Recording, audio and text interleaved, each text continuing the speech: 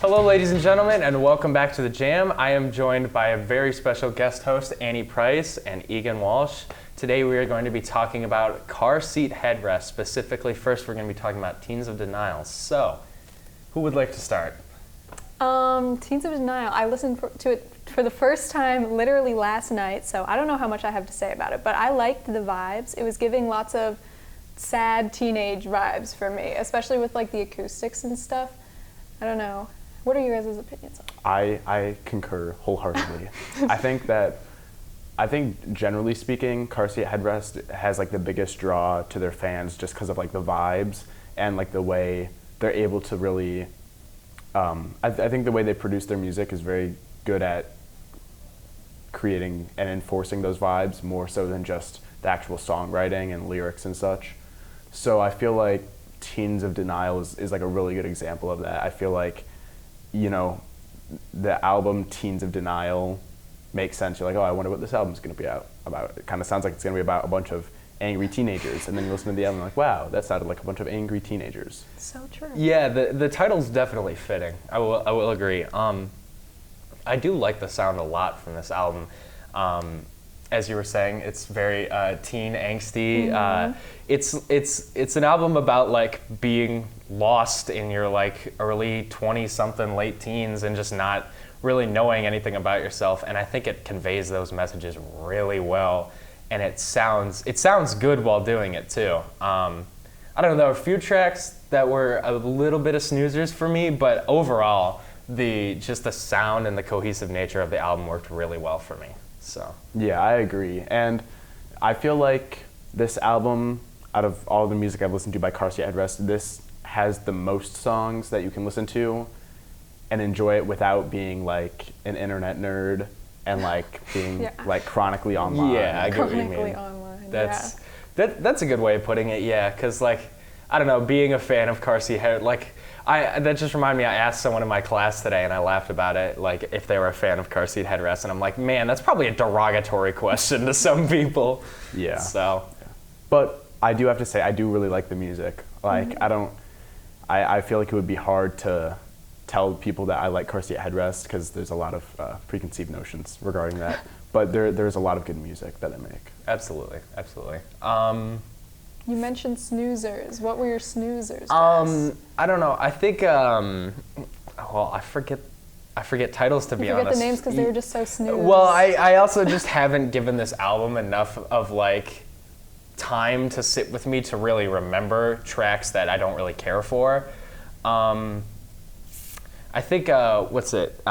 Joe gets kicked out of school for doing drugs. But that one.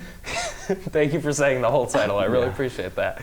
That one, I don't know. How long is that song? It's like 6.5 minutes. Yeah, doesn't need to be that long. Yeah, I agree. I think a common theme with me for Car Seat Headrest is they just, like, there's a few songs sometimes that can just drag a little too long, but that's Will Toledo's whole style. So I can't really fault him for that a lot, but I don't know, something like that, it just felt like it didn't need to last forever. Yeah, definitely a song where I feel like it could have been shorter. I think it adds a lot of contrast to the album.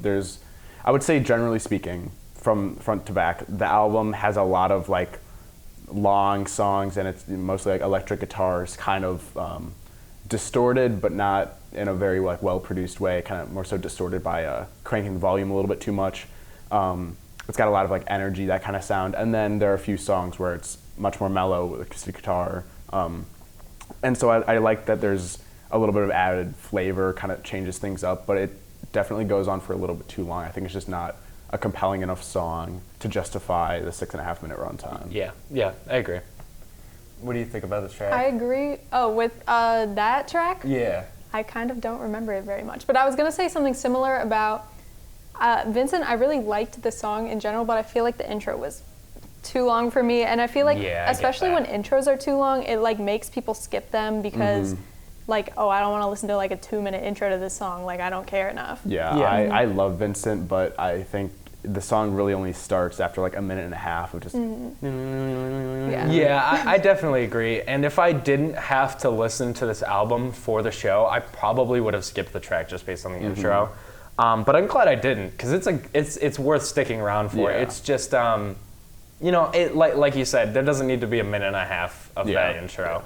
But it's still a good track. Go ahead. I think I would say if you listen to the album in the context of an entire album, Vincent is a much better song than if you're just like playing like random songs. Because, you know, if I'm walking through the halls and I'm listening to music and all of a sudden Vincent comes on, you know, by the time I get to class, it's still in the intro. And I'm like, all right, well, kind of defeated the purpose. I think that's definitely a song, you know, if it came out 50 years ago, there'd be a radio edit, and I think that would be the much more popular version. That's a very good way of putting it. I didn't even, that is a really good way of putting it. What are you guys' favorite tracks from the album? My favorite track on the album is Drunk Drivers Killer Whales, because it's the one that I knew before I listened to the album. So I'm definitely biased on that, but I don't know. I think it's good vibes. That's fair. Yeah, that's like one of their most streamed songs. Yeah, I don't blame you for their not. Most streamed yeah, song. something like that.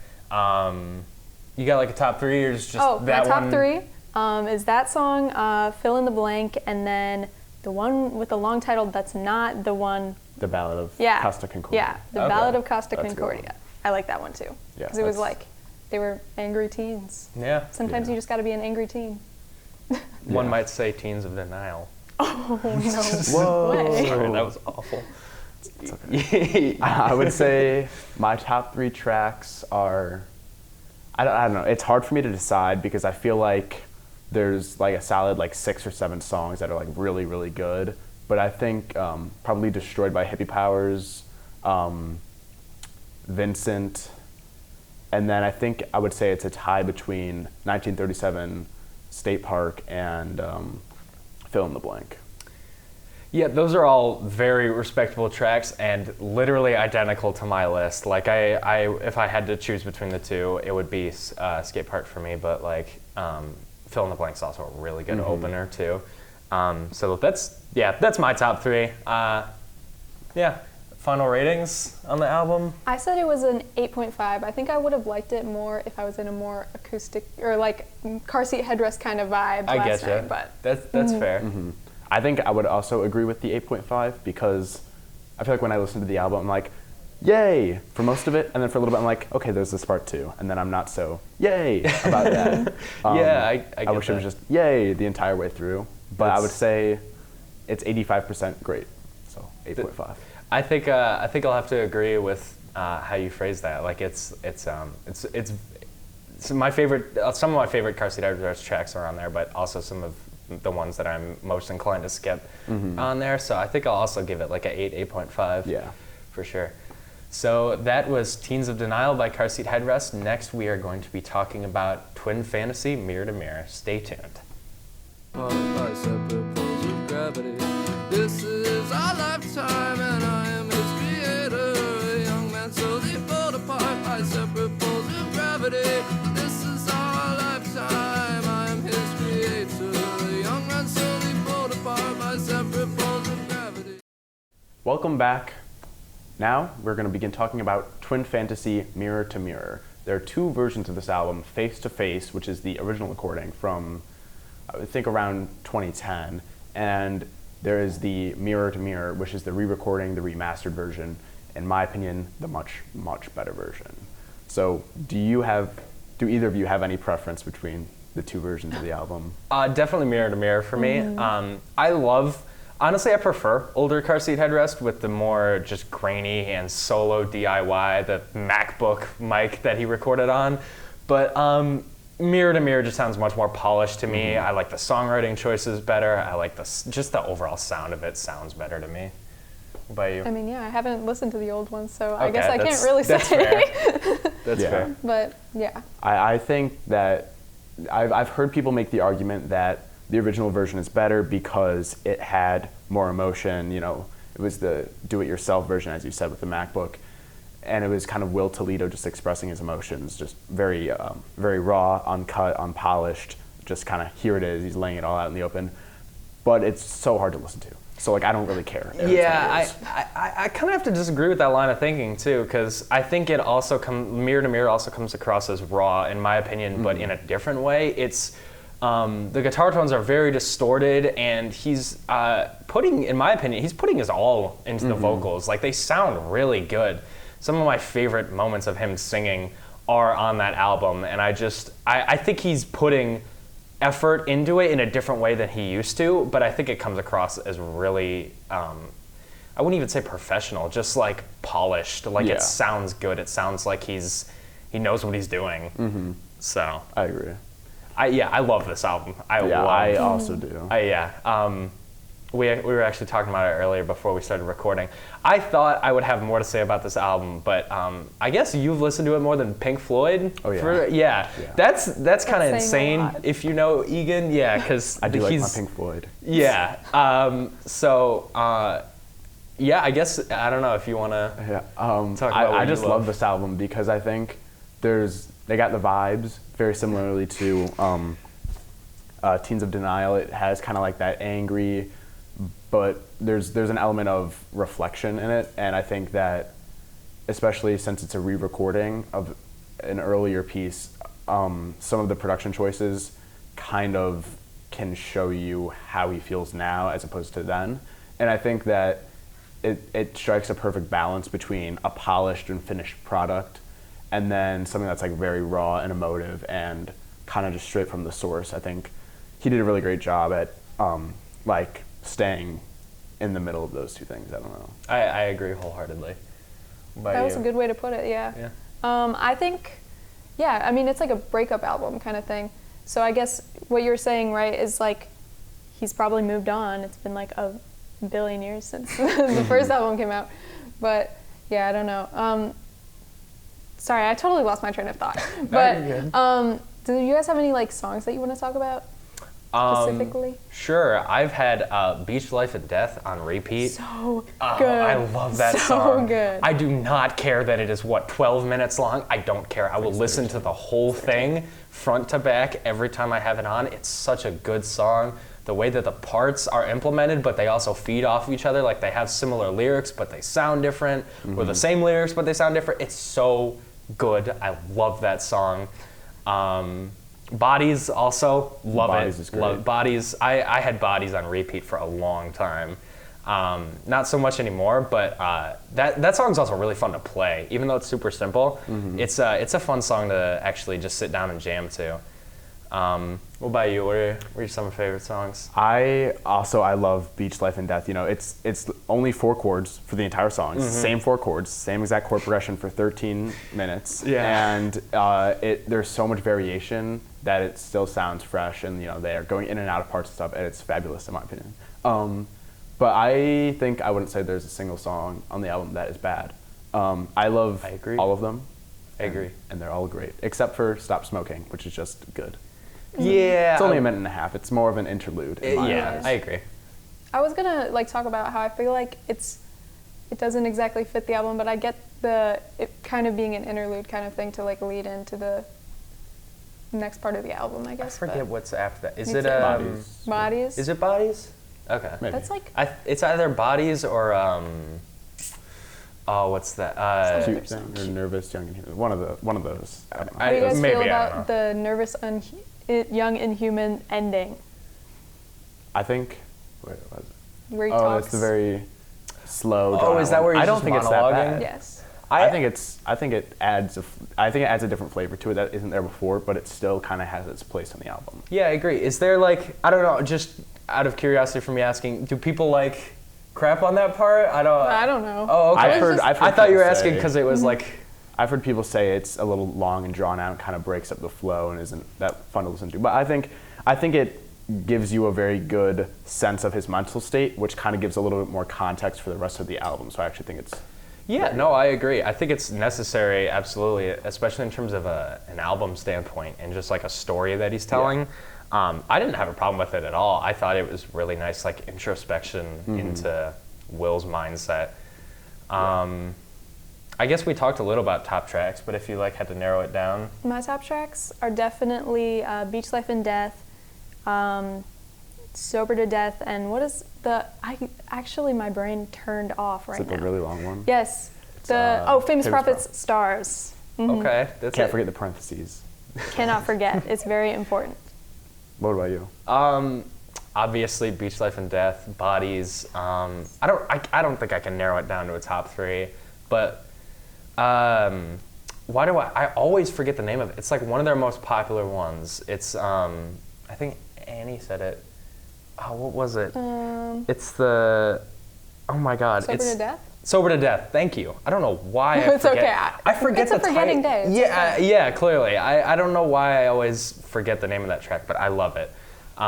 So yeah, those are probably my top three. Yeah, I agree. Number one, obviously, Beach Life and Death. That's one of my favorite songs ever. I just think it's so perfect. Absolutely. And then my other favorites are Bodies. I think Bodies is also an amazing song. And then if I had to pick a third, I think I would maybe pick High to Death because I like how it's so like wish-washy. It's almost like shoegaze, and it like draws in elements from like earlier parts of the album, and I'm like, oh, that's so cool. I love when they do that. When, like they That was reference almost something. on my ranking, but I was like, Yeah. Sober to Death beat it out a little bit, but That's it's fair. crazy though. Yeah, you guys have some interesting picks, to be honest. In terms of like favorites for, what did you say? What was your third? High to Death. High to Death, and then you said Famous Prophet Stars. That's right. Yeah, I haven't honestly heard many people talk about those songs just in general. Like they're definitely like unsung heroes of that album for sure.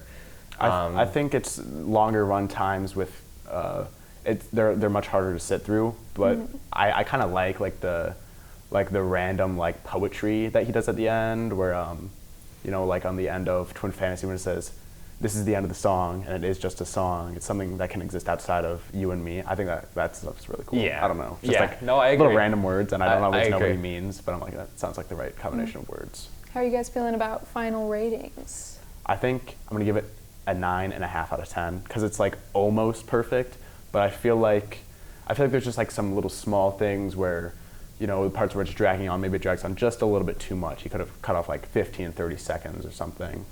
What about you? I actually wrote down the same thing on my Google Doc. 9.5 is what I rated it. Yeah, I think 9.5 is a good rating. It's almost perfect, but there's some. Exactly. Yeah. Some Like bumps in the road. it's just there's parts about it that just can't really push it into perfect territory for me. So. Yeah. All right. Well, that is the end of our segment on Twin Fantasy. And stick around after the short break. We will be talking about making a door less open.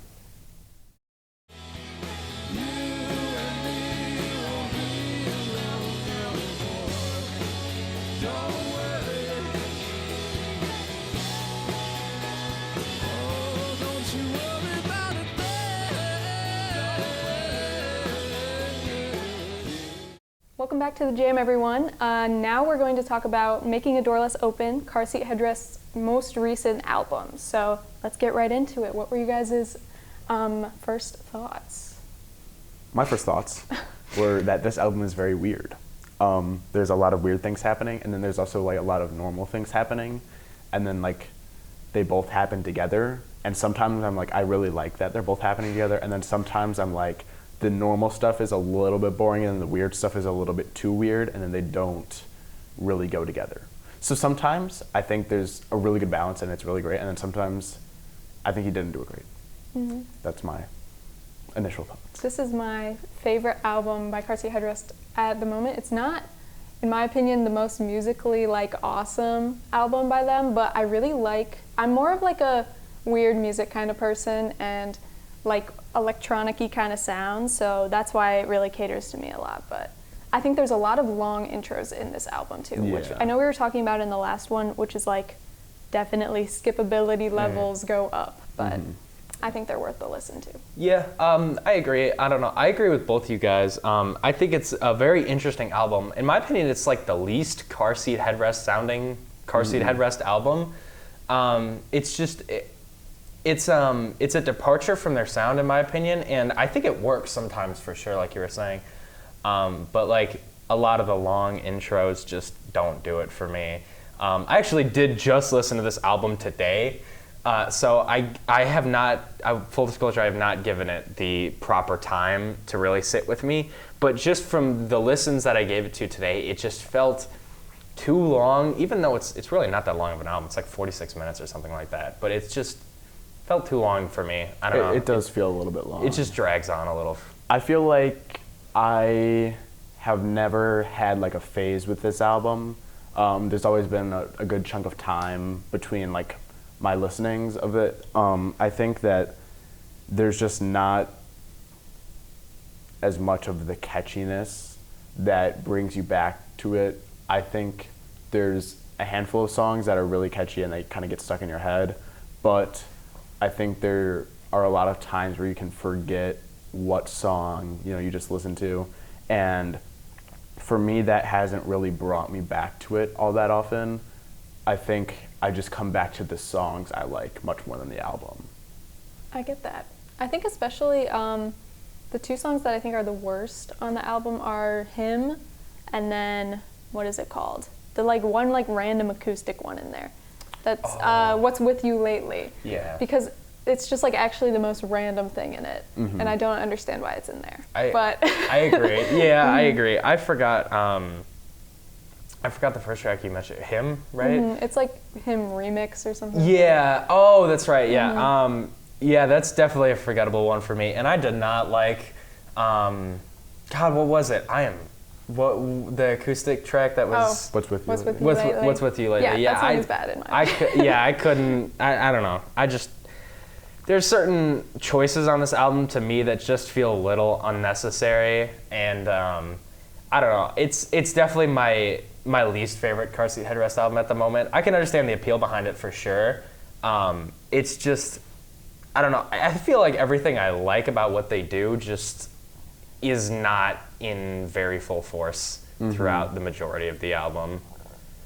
So I agree about Him and What's With You Lately. But I appreciate that there's a degree of change happening in the album, but I feel like it's not necessary because I think throughout the entire album there's enough difference going on with the blend between kind of the older, more like indie rock stuff and the newer electronica that they didn't really need, in my opinion, to branch out with specific songs and do like the acoustics. Because in my eyes, there's enough variation within each song that you don't need variation within the album. I agree with that. I agree. Yeah. Is there any specific tracks? Oh, actually, I do want to talk about. I was talking about this before this, but I feel like me personally, a lot of the Car Seat Headrest albums are like, oh yeah, I'm a sad teenager, but I feel like the reason why I gravitate towards this one so much is because I'm not really that sad. And it's like I feel like I can relate to these themes more than I can relate to the other albums, which is probably why it brings me back, because me personally, I'm more of like a lyrical person when it comes to music because I don't know that much about music. So like if I can really relate to them, then I'll go back to the album. Yeah, that's fair. That makes a lot of sense. I am not a lyric listener. People will be like, so what are like some songs that like have your favorite lyrics? I'm like, I have no idea. I just listen to the drums and the guitars and I'm like, oh, this sounds cool. Yeah. So, I can appreciate good lyrics, but for me, I don't listen to music for the lyrics. So I do like the themes though. I think that's a big important part of music. But I think that the themes on the other albums are easier to hear when you're just listening to the guitars and the drums. Yeah, I feel like I'm a little bit of both, to be honest. Like, I pay attention to the lyrics on my re-listens. I don't care if a song has bad lyrics, but if a song has good lyrics, I will pay attention to them. I don't know. I'm also bad at picking up the themes on my own. I usually have to go to like Genius or something to like figure out what the song is actually talking about. And I've been wrong a lot of times. But I don't know.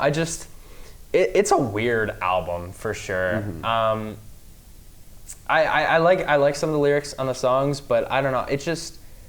It feels too long for me to really get invested in some of the stories that he's trying to tell throughout it. So yeah, I get that.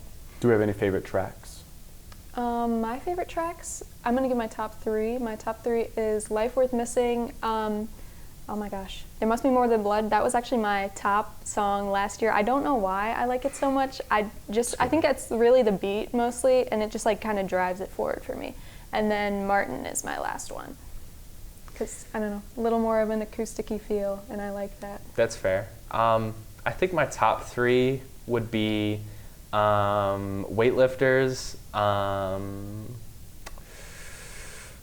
probably, what was it? Not Martin. There Must Be More Than Blood. That one I really like too. I don't know. It, like you said, like I don't really know what about it. It's so catchy, but it really gets stuck in my head. And honestly, I really can only pick those 2. Not that I don't like the other tracks, but like like favorites, like favorites that I really come back to are really just those 2. I would say my favorites are Martin, Weightlifters, and Can't Cool Me Down. I think Martin and Can't Cool Me Down are just like 2 really catchy songs. And then I think Weightlifters is probably the best balance of the weird and then the normal. That is a really good song. That was almost in my top 3. It's I agree, yeah. underrated though. Is it? In my opinion. Well, Okay. actually maybe just for me, because when I first listened to the album, I like didn't actually come back to like a lot of them, but it took me a while to like get into a lot of the songs, especially Weightlifters, I think because of the intro, but Yeah. I like it a well, lot. true. That's fair. Final ratings? I gave it a 7. I'm feeling like a 6, I guess, for me. Like a 6 would probably be. Yeah, I think I'm also on the 6 vote with this one. I think it's just a lot of cool stuff, a lot of not so cool stuff, in my opinion. I get But it's just not done as well as it could be. But Agreed. hopefully, I think it's a step in the right direction. I think if he gets a little bit more comfortable with like the electronic stuff, it could lead to some really great stuff. Yeah. Absolutely agree. Thanks everyone for watching this episode of The Jam. That was Car Seat Headrest, and we hope you'll join us for our next episode.